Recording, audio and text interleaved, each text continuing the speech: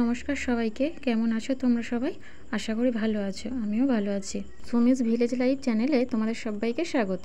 চান সেরে আমি বসে পড়েছি সবজির ব্যাগ নিয়ে। তোমরা দেখতেই পাচ্ছ ব্যাগ থেকে প্রথমে একটা তাল বেরোলো। তারপর আমি ব্যাগ থেকে সবজিগুলো কিছুটা ঢেলে নিলাম। ব্যাগটা খুবই ভারী ছিল, আর এই ভারী ভারী ব্যাগগুলো ওই কাদার মধ্যে থেকে বয়ে বয়ে আনতে হয়। চিন্তা করতে পারছো কতটা কষ্ট হয়? পুরো এক হাঁটু কাদা। যাই হোক, কষ্ট তো করতেই হবে। আর যেই না ব্যাগটা খুলে আমি উল্টে দিলাম, অমনি একটা শশা গড়িয়ে গড়িয়ে আমার ফোনের ক্যামেরার সামনে চলে গেল।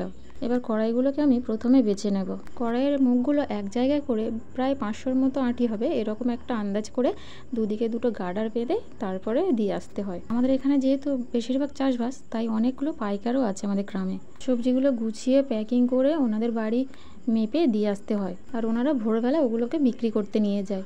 যারা এই সবজি নিয়ে সরাসরি হাটে বিক্রি করতে যায় তাদের লাভটা বেশি হয়। আমাদের তো নিয়ে যাবার মতো কেউ নেই, তাই আমাদের পাইকারকে দিয়ে আসতে হয়।